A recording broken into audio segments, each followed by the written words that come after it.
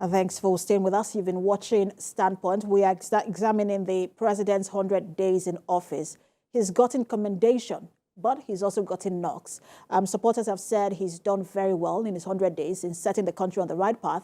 Some have also said, well, it looks like a lot of movement, a lot of motion, rather, without movement. And those are the issues we're looking at, the issues that have defined this presidency in the last 100 days. I've been speaking with a member of the House of Reps. He represents Mushin Federal Constituency 2 in the House of Representatives, Oluwatoyin Moses Fayinka. We're also joined by a PDP chieftain, P.S. Tokunbo. Good to have you join us. Thank you. Just before that break, you were making the point about how you feel that this presidency has done well and he couldn't have given what he doesn't have.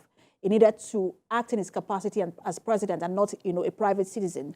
You also mentioned the issue of, he said, look, he's not going to borrow, and you support that. But, the point I'm trying to make is that as it is today, some Nigerians are yet to get any sort of palliative, even after 100 days in office. So can we say that in that regard, that the president has done well in terms of the swiftness in following through with that promise he made to Nigerians that, look, things will be put in place to cushion the hardship? Thank you very much. I'm at a loss as what exactly do you mean when you said some of Nigerians have not gotten palliative? Okay, the president of the Federal Republic of Nigeria, Bola Ahmed Tinubu, he has released money for that specific to governors and then to the local government chairman. By extension, you are not expected, Bola Ahmed Tinubu, to go to River State and be knocking every door, this is palliative. To come to Niger State, this is palliative. To come, he has sent people that are closer in that regards. So if anybody has not gotten, the people that has not gotten to ask questions, to ask their governor. Ask their governor. A father that is going out and drop money for housekeep when he was living, it is the children that will ask, Mommy, why have you not eaten? Not waiting for their father to come and be asking all these questions again. So if anybody has not gotten, maybe their state governors are still doing the needful to ensure it gets to the nook and crannies of their federal states. And if I have not done at all, it's a different case. He has even promised the wages are going to be increased. So assuming by Monday, the 18th of September, for instance, announcement is made that the salary of workers has been increased by 1 million. It is now left to the finance officer or the head of the administration to do the needful, to make sure this money gets to the accounts of various workers. The most important thing is that President Bola Ahmed Tinubu has volunteered a statement and he has backed it up with action. He did not say, I was going to he did say the money had been released. And then no governor has ever come to say, in fact, the governor said that the governors that they've gotten the money. At least from the comments we're getting from some of the governors, that they have received 2 billion naira out of the 5 billion naira that was promised. That's the statements that most of the governors are making. Most. Can you expatiate who are the most? The president has said 5 billion. You said most of the governor. Most is relative. Can you be specific? Which of the governors had received or reportedly to have said they only received 2 billion naira? Even without conceding, if they had received 2 billion out of 5 billion, what has become of that 2 billion? What has become of that billion? The president has signed off. He had released 5 billion. If most, according to you, which I'm putting back to you that you should be so specific, most, the last time I checked, there's no state governor that has most as the governor. They have names, and then there's no most as one of our states of the federation. So we want to be specific. To the best of our knowledge, the president said 5 billion. And then when the governors forum spoke, they did not say most of us had received.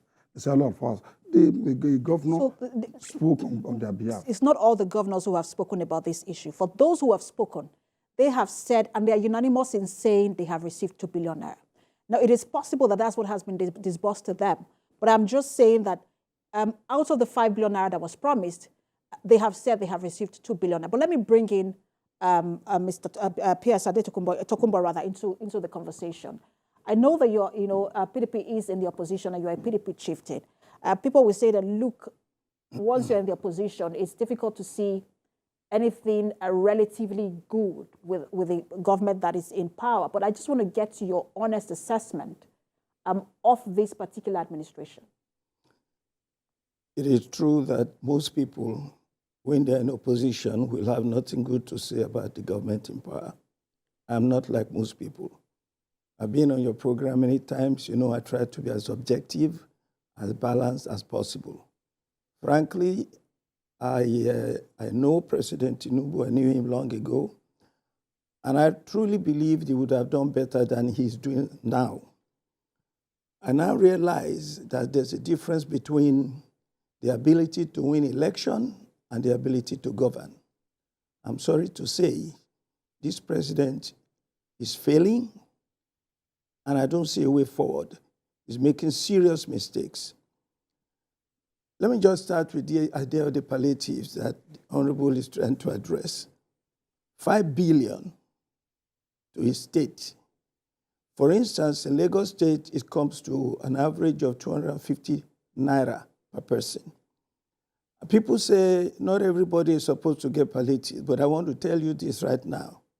In every state in Nigeria, there is probably no more than 10% of people who earn more than 100,000 naira a month. Therefore, all of them need 80% minimum of people in every state needs palliatives. The states that are smaller, for instance, like Ekiti and so on, if you average the 5 billion, that is if they ever get it, it will come to about 950 naira per person. Look, we have to take our criticism, our analysis of issues, the way we try to resolve problems in the country. It has to be done in a more sophisticated way than they're doing it now. Palliatives, by the way, is an insult to the intelligence of Nigerians. We are not a village square. We are a country of 200 million plus. If you want to talk about palliatives, do you know the meaning of palliatives? It is treatment without cure. Look at any dictionary meaning.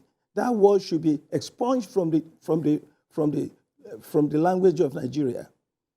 Every aspect of society, of the economy, should have subsidy. In every developed country, in every developing country, every country that wants to advance, take care of its people, you must subsidize education, transportation, health. You must subsidize. That is why petrol price in America is even almost lower than in Nigeria, in spite of the fact that minimum wage, which we can always use to judge. We don't know how much other people are making, but we know majority of the people are making minimum wage. We have to solve the problem of the economy. President Tinubu is doing the best he can with what he has, but he doesn't understand what he needs to do to be able to do better. What I'm saying now is let's take these issues one after the other, Mr. Okay. Pierce. You've talked about the issue of 5 billion naira not being enough. But some people will say, look, that's why you also have governors, that whatever the president presents, the governors are supposed to act to it. They're not supposed to depend solely, because, I mean, the residents of their states are first their responsibility, that whatever the presidency gives, the social welfare actually should be, part of the structure of any state government. I agree entirely, entirely. And that's one reason why the president cannot be friends with the governors. Our governors today, they have dissipated the possibilities for people in their states. This 5 billion is nothing for the president to even be given to governors, to states. The states should be made to take care of all the state governors have mansions everywhere in the world. Go to their village where they come from. No roads, no water, no electricity, nothing.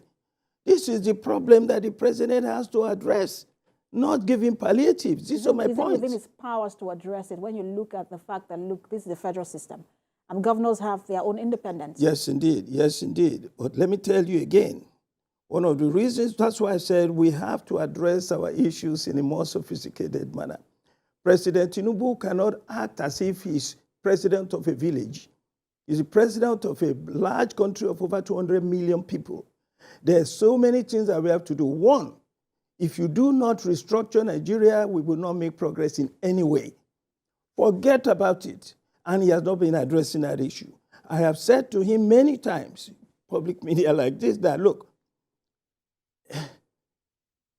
the 1999 Constitution must be your priority as president to revise in order for you to be able to achieve any progress in this country as president. You don't do that, devolution of power to the states so that they can use their resources and be held accountable by their people. The greatest corruption in this country now is because states can run to the federal government and hide under the federal government and do nothing in their states. All the money they have, security vote, in the billions every month, they take it and they use it for themselves. There's no development. So, President, I'm not opposing President Tinubu for doing this and doing that. I'm just saying he's not doing enough. He's not addressing the issue where it should be addressed. Let me tell you, removing subsidy was a big error. I heard the Honorable saying all of them promised. Everybody tells me that. Yeah, but Atiku Abubakar said he will remove subsidy. True. But he never said he will remove subsidy by fiat, the way this man did it. If you did it that way, you have the same problem. Is there a better way to remove subsidy? There is a better way. Wait a minute. There is a better way because this is not the first time that they're removing subsidy. All governments have removed subsidy gradually. Gradually. All governments have tried. No. Every single government has removed subsidy. That's why the price of oil has been going up.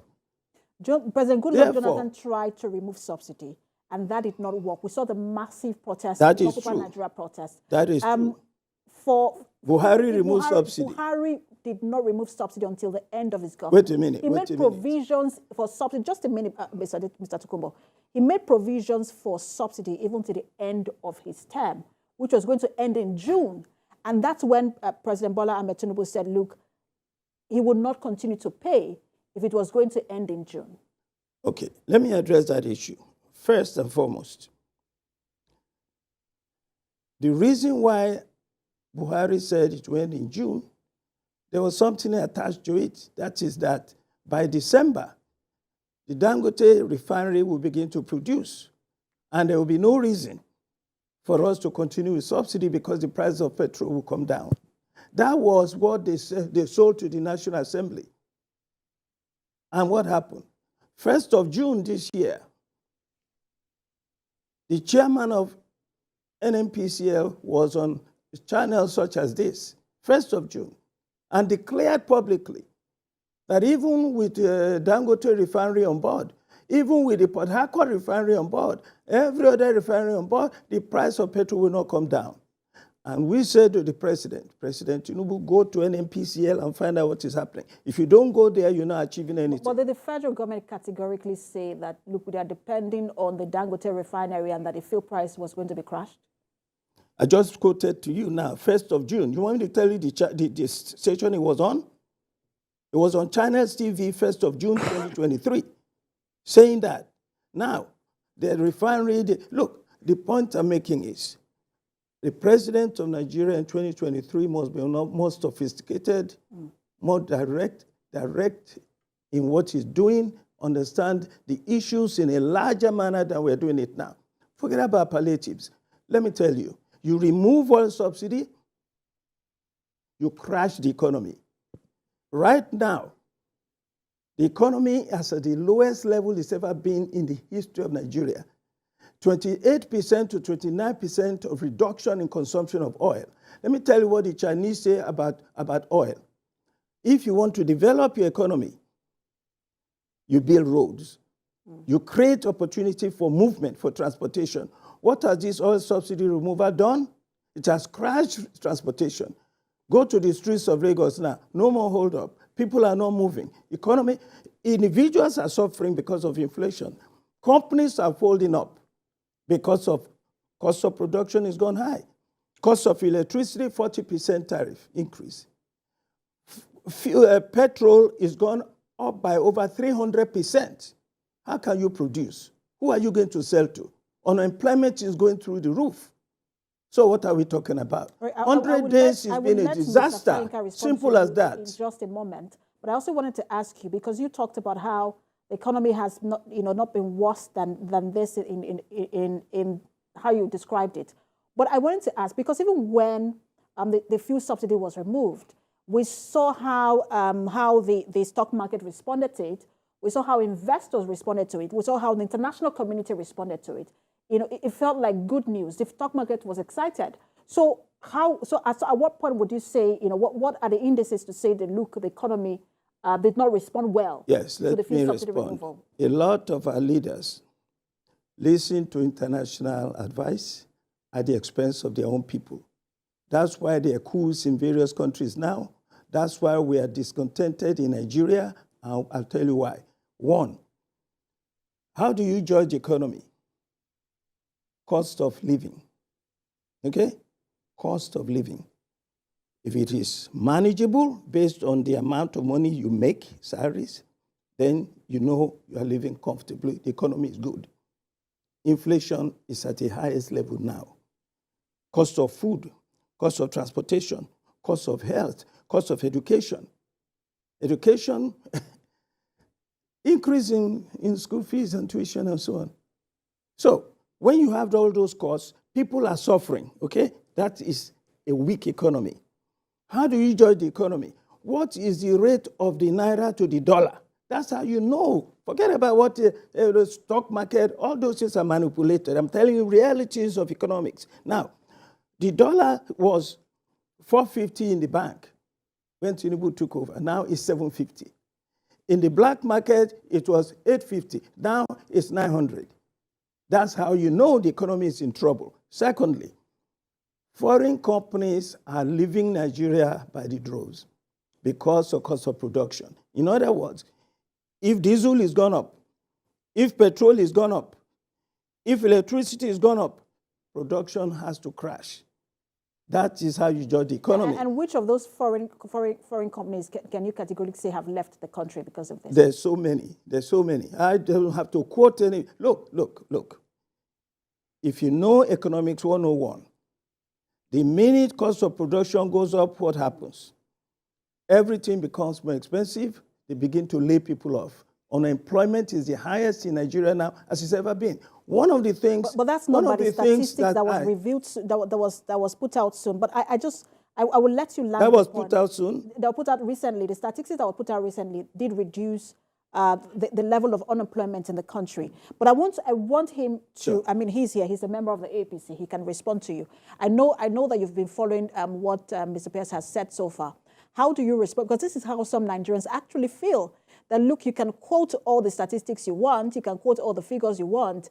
If the cost of living is hard for them, they don't think the economy is doing well. And really, Nigerians, it is really biting hard on Nigerians. Thank you very much. I salute the courage of my big brother. He has posited, but there is conflict in his position. He started by saying, Bola Tinubu, as a president, is failing. There's a difference between winning an election and government. In the middle of his speech, he said President Tinubu is trying his best, but his best is not enough. So how do we marry these two is another thing. He has posited some statistics. I'm not a statistician. Maybe he sees. So then the accuracy of all those figures bandited is another job for the renowned statistician to tell us. You did ask again, how many of these companies that are folding up? Because he was so sure that companies are folding up. They are going in drones. That was a language. When you ask how many of them, he said he cannot tell us.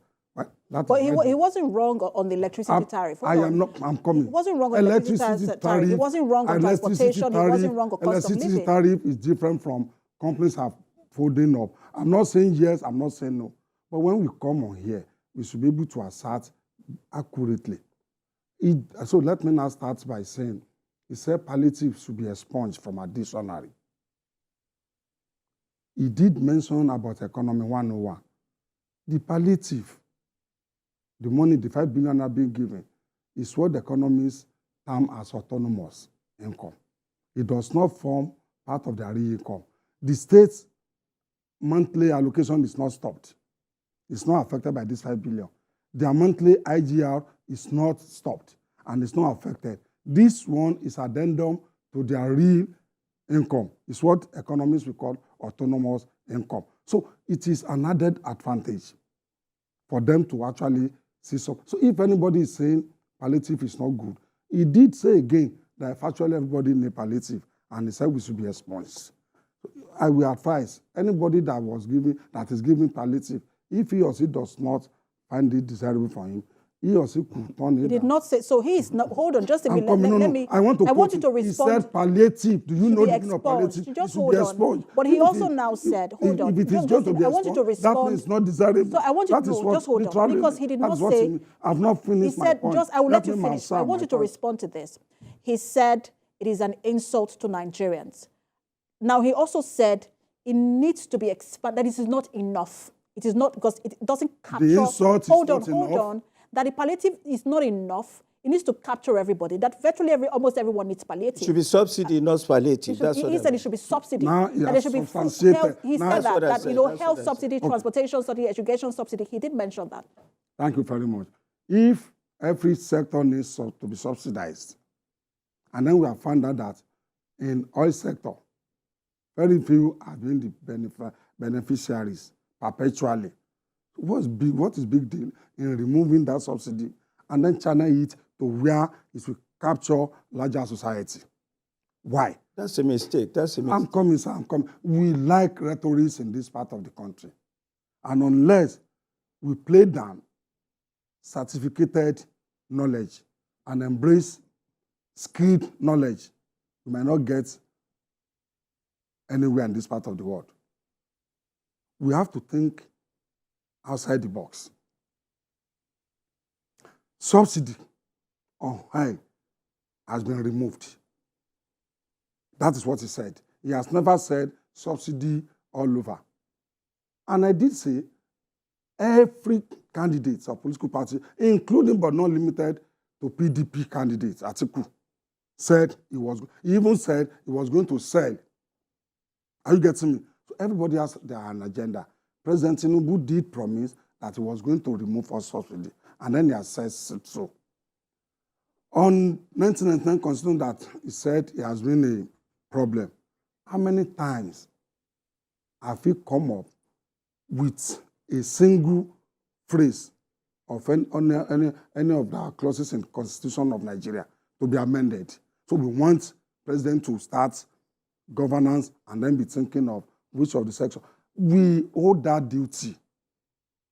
Before I am at National Assembly, honestly, I've had it at the back of my mind that this and this will be, and I've even sponsored some through some people, that this section of Nigerian Constitution need to be expunged and amended.